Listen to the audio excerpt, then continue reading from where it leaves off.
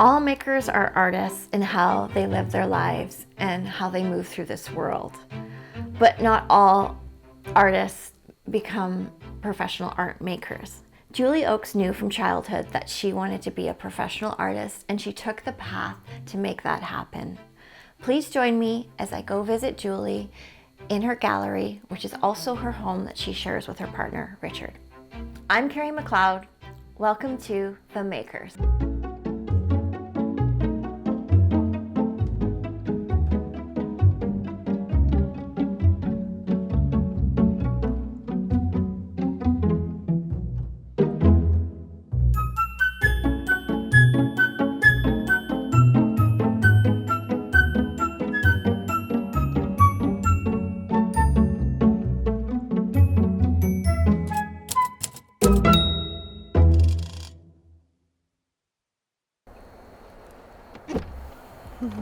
Hi, Julie. Hi. How are you? Good, thanks. It's good to see you Good again. to see you too.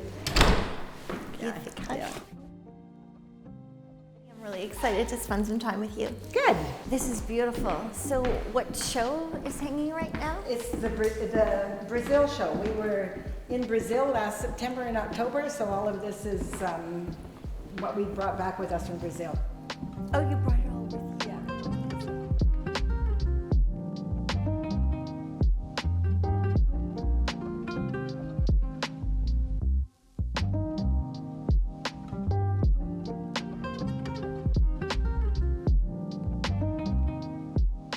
I've always been a creative person. I was the one that when we were in elementary school was doing the Christmas mural and doing the Halloween mural. I've always loved painting and making things. Used to make puppet shows downstairs. My family was very supportive, but we also had in our house, and I had a little brother as well, he ended up becoming an architect. So my father was a doctor of music. So we had a house that had a lot of culture within it. And my parents were part of a club where you could order prints from various different contemporary artists. So we had a print of a Picasso print in our living room of a woman crying. And I think that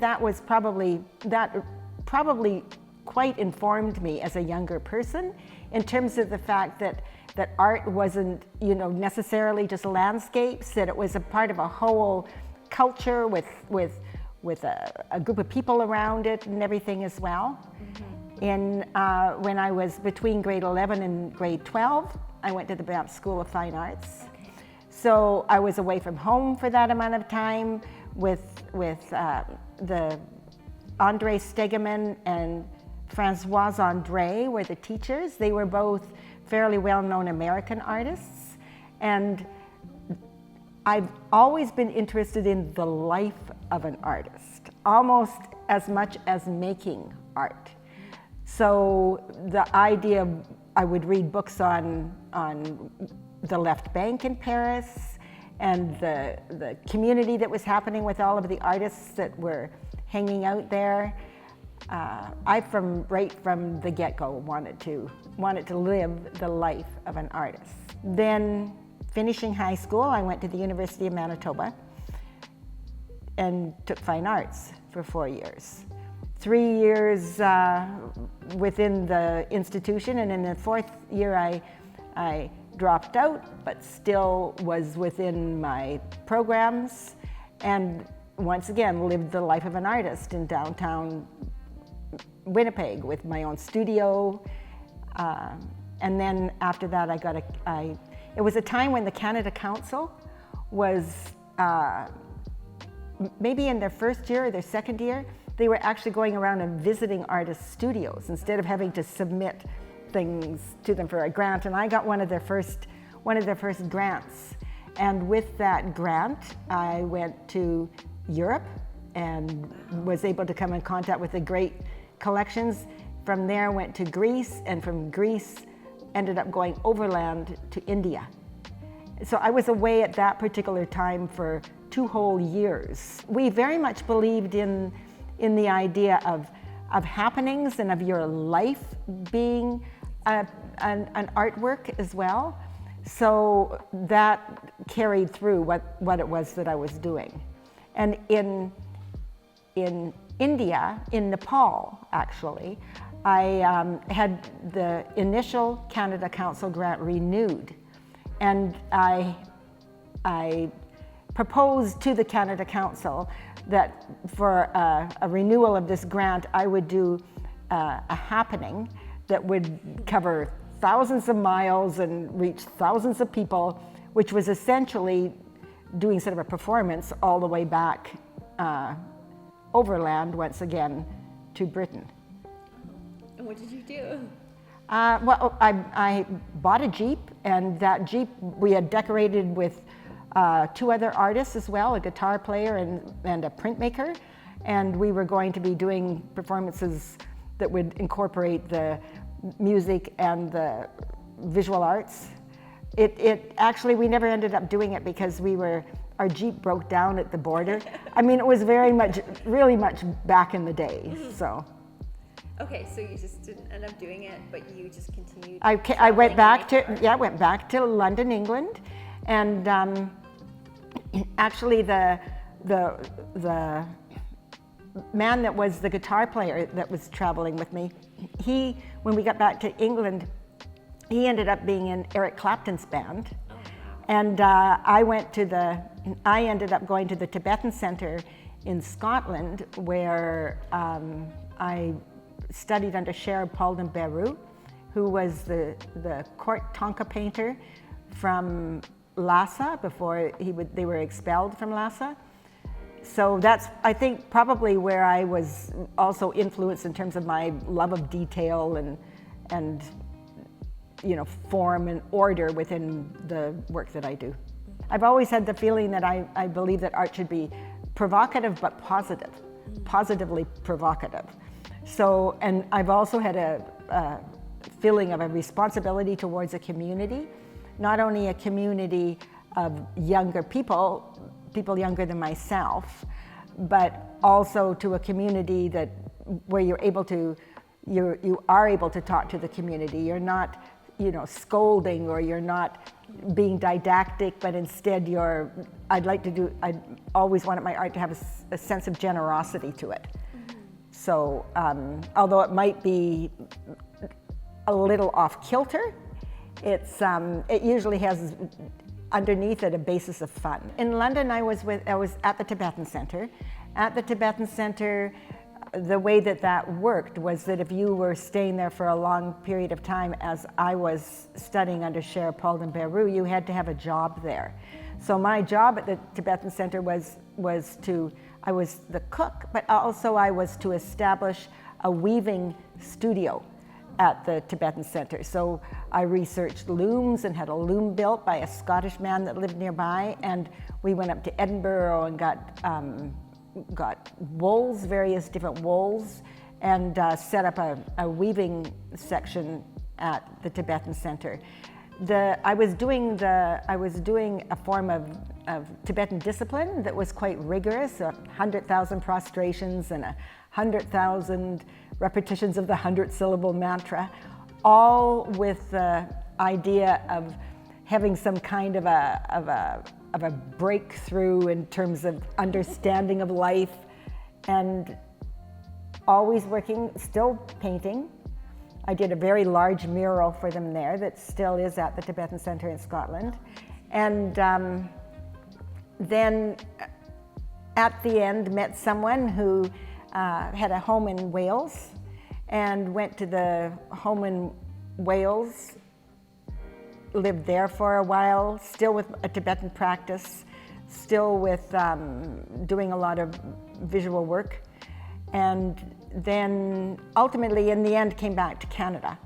And in coming back to Canada, I did the 5th year education degree in order to get a teaching degree on top of my Bachelor of Fine Arts. And that was at the University of British Columbia. And with such artists as Gordon Smith was my printmaking teacher. There was a lot of it was, because it was geared towards teaching, was about fabric, fabrics and textiles, and led me into some of the knowledge of crafts that I have, now because of that degree. And then when I was there, and very much part of a community there as well, sort of the artistic community, and there was a group of people who did pleasure fairs, and the pleasure fairs were essentially large hippie fairs with music and culture and artists with booths, and connected with that group of people, and through that group of people ended up meeting the man that was to be my husband, Christopher Oakes. And then we moved here to Vernon. I think it was 1976 or 77. And it was at the time when the caravan was parked down below, it was parked at Fintry, and we bought a portion of land up above Fintry, which was a part of the Fintry High Farm. So that was when I first met Nick Hutchinson, when I first met Donna Dennison, and a lot of the people that were forming the arts community here. No, there was a quite a vital art community, big part because of the caravan being here, and also there were more sort of craft-oriented artists here. Bob Kingsmill. I went to university with Bob Kingsmill. Oh, wow. We were both at the University of Manitoba together. So he was one of the first people that I knew here in the valley. That's what we called our farm, the High Farm.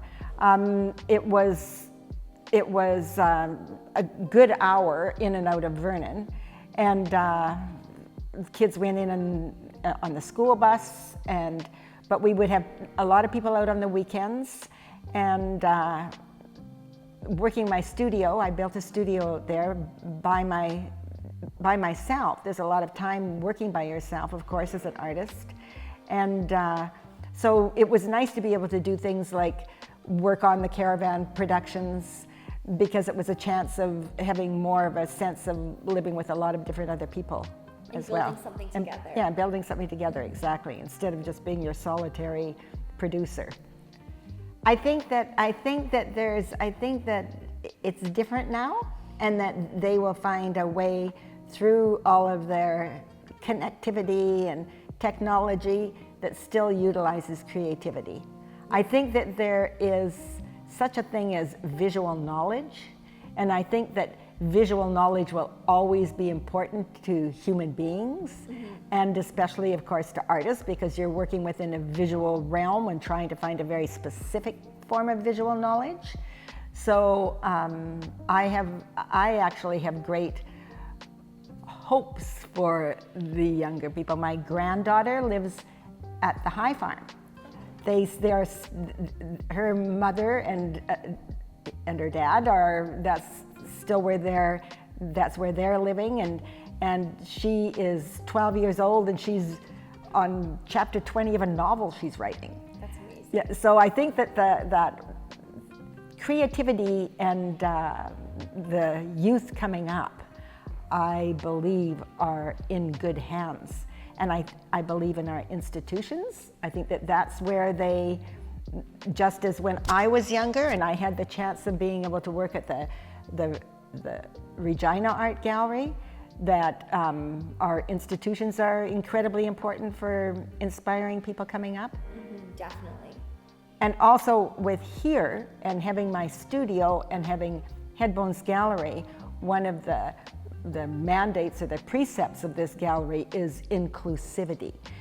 Doesn't mean that it's not curated or that there's a certain level of excellence or commitment that we veer towards when we're showing work. But in terms of people coming in and being able to see what's being done, we're always trying to foster that, and that's why we have the dinners. That's why we have the openings that we do, or the music nights, or the concerts. Like if you go into a New York gallery, you could quite often almost be frosted out just by who's at the who's at the desks, because it's so, it's just, a lot of it, of course, is based on wealth. And I think that's another nice thing about art, is that if you are super passionate about art, and if you are doing it for your whole life, you can't help but be somewhat obsessive about it and as an area of interest. Making, really being successful monetarily is secondhand. What's more important is to try for some kind of truth. Yes. Which is perhaps unrealistic idealism, but it doesn't have to be. I mean, I'm a great believer. I'm a walking example of what it's like to live that art life, and I would say for younger people, it will work out okay. It's not necessarily important to have to line up where you're going to fit within a society, that there is room for everybody, and that what you have to bring forward could be very valuable. By the same fact, if you're not really wanting to do it, you have to really want to do it. You can be a doctor, and you can know that if you go through and get all of your qualifications to become a medical doctor, that at the end you will be able to practice what it is that you do and make a living. But being an artist is not like that. There's no clear path through, and there's lots of different paths being discovered now. True. The younger people are finding different ways of being able to survive as artists. And it's not even necessarily within the traditional disciplines of painting and drawing and sculptures. There's all sorts of other ways that they can, especially with technology, link up to, being creative and engaging with their creativity with society without necessarily having to fall within boundaried areas. I remember when I was younger, there was one of my professors would say, you can't call yourself an artist until, you truly are an artist and you're recognized as an artist, et cetera, et cetera. And just realizing at one point that actually that wasn't so. That if you are, that's what you are. By the way, I still really believe in institutional learning for younger people, institutional learning, and in other words, going to art schools and being able to have the equipment and the expertise at hand to be able to further what your vision might be of art, and also traveling, because to see what's being done in other parts of the world and how other people have, continue a practice is, I think, there's a wealth of information out there that has to be palpably realized, not so much just on the screen or through Google, but to be, actually standing in front of some of those pieces or experiencing some of the interactive pieces. I think I grew in two different ways. I think one was when I opened Headbones Gallery in Vernon. Up until that time, I was always at the High Farm in my studio doing what I did for my people. Mm-hmm. But once I opened the gallery in Vernon, then there were people coming in who hadn't seen art before, and I realized that there was the possibility and a responsibility perhaps towards a larger audience. And I also think that when I really began to travel internationally and see what is being done in other places and by artists, and the fact that art is so much larger and more expansive than what we're exposed to here in our locality, that those two for me were, and that would be something that I would definitely recommend to younger people. Also, whatever does get to the top is good. Mm-hmm.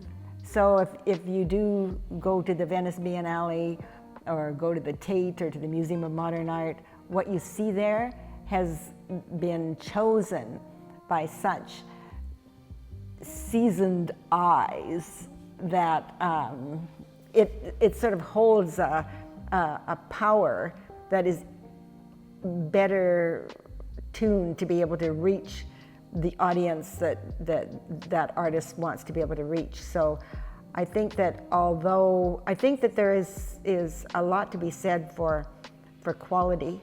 I think that what constitutes quality is very nebulous.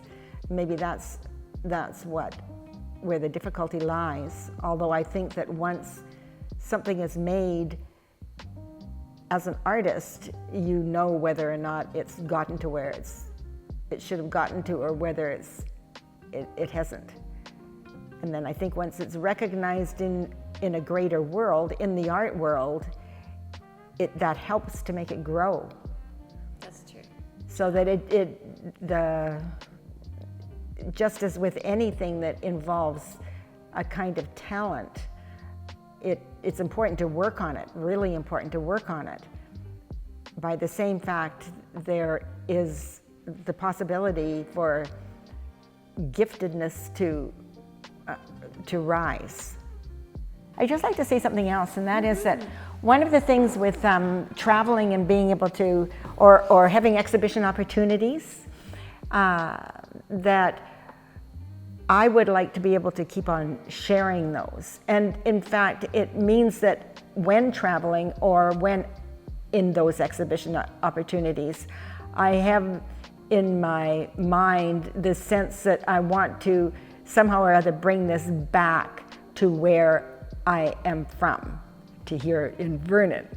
So this is the reason why we've been doing the magazines, for instance. So each time we have a major trip away, we are very conscious of recording what it is that we see when we're away, and then doing a magazine when we come back that we can share with the community, which we do, backsheesh, just give it out to the artist friends that we know and everything else, and then at the same time we send that magazine back again to all of the institutions that we were in, saying, look, we've covered this particular institution, and then that institution has a little hint of something that's been happening here in Vernon.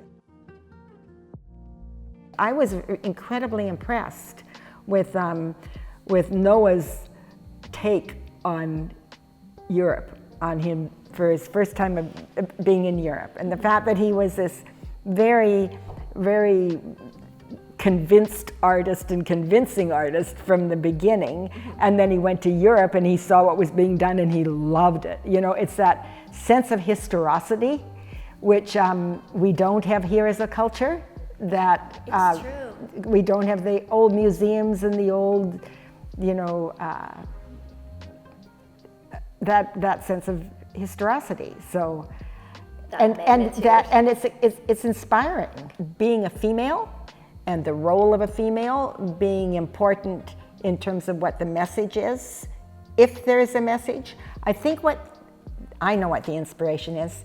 The inspiration is to come up with a totally new visual that hasn't been experienced before. It can be through whatever medium it is, but to come up with that new phenomenal object visual. So that's what putting together the various different things that I use over and over again, the animals, the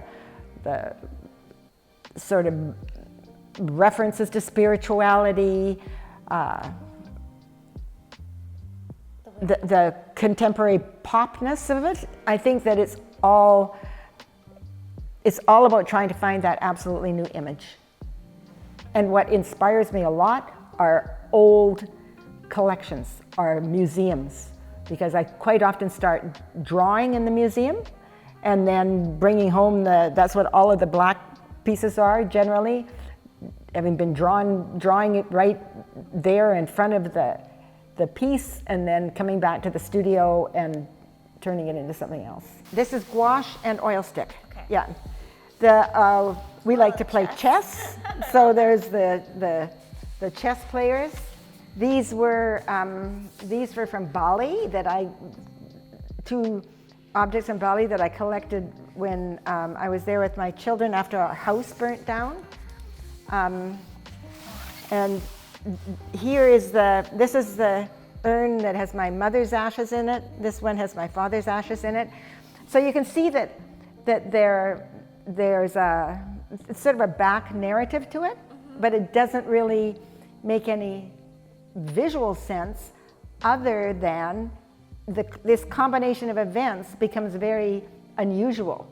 And therefore it's putting together of areas of paint and objects that otherwise wouldn't be put together in this way. And so it makes a But it doesn't need to have the story to be mesmerizing. No, it can just keep your eye moving and captivated. But it does need the story in order to have something different happen, instead of something that might be very sort of rigid and ordinarily planned. Well, this space in this wall when we were living in New York, it was my practice every Sunday to go to the Metropolitan Museum with drawing materials and draw. And then during the week at the studio, I would use that which I collected to work on larger pieces. And within the Far Eastern collection, and because of my background with Buddhism, they had a really big mural just as you come into the Far Eastern collection. So I wanted my studio to have a wall that would be so big that I could put that really big, do that really big piece on it. But I actually started one in sections, but the sections other people got the sections before I got the whole thing done. But the scrolls have really been a good way for me of being able to cover a lot of area, have an impression with something that we can literally carry 8-10 scrolls, as we did down to Brazil, in a golf bag. Yeah, so it can, yeah.